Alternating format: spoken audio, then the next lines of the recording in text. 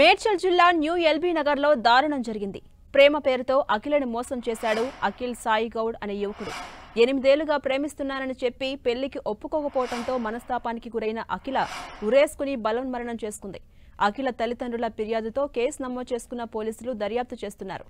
New LB నగర్లో నివాసం ఉంటున్న అఖిలను అదే ప్రాంతానికి చెందిన అఖిల్ సాయి గౌడ్ ప్రేమ పేరుతో వెంటపడేవాడు.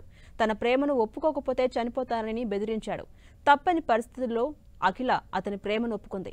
ప్రేమ విషయాన్ని కుటుంబ సభ్యులకు చెప్పింది. ఆమె ఇష్టాన్ని కాదనలేని తల్లిదండ్రులు సైతం వాళ్ళిద్దరి ప్రేమను ఒప్పుకున్నారు.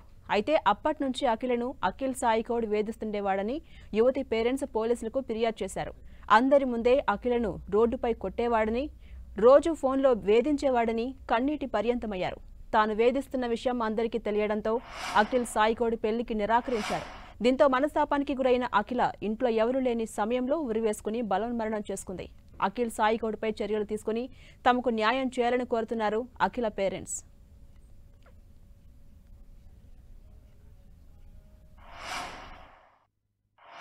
పరారైరు. కాకపోతే తల్లిదండ్రులు తప్పు చేయలేదు, నేను ఒప్పుకుంటా. కానీ తల్లిదండ్రులు కూడా వెళ్ళిపోయారు. ఎందుకు వెళ్ళిపోవాలి? కొంచెం వచ్చి మాతో మాట్లాడాలి కదా, ఏమైంది, ఏమైనా తప్పైందా అట్లా అని అడగాలి మమ్మల్ని. మేమేం అనకపోతుంది.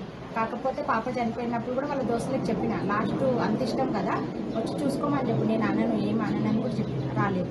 టాటూ కొట్టించుకుండు చేతి మీద. అంత ఇష్టం ఉన్నాడు, టాటూ కొట్టించుకున్నాడు. పాప లేదని తెలిసినప్పుడు రావాలి కదా. పరారయ్యి అమ్మను తల్లిదండ్రిని తీసుకొని చెల్లిని తీసుకొని వెళ్ళిపోయి పరారు.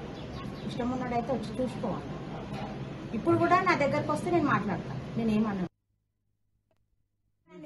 చెప్పి కొట్టినా. నేను తండ్రిని 22 సంవత్సరాలు పెంచుతుంది, ఒక దెబ్బ పట్టుకో పబ్లిక్ లో ఇంకా అది ఎట్లా కొట్టిన అది మాకు కావాల్సింది.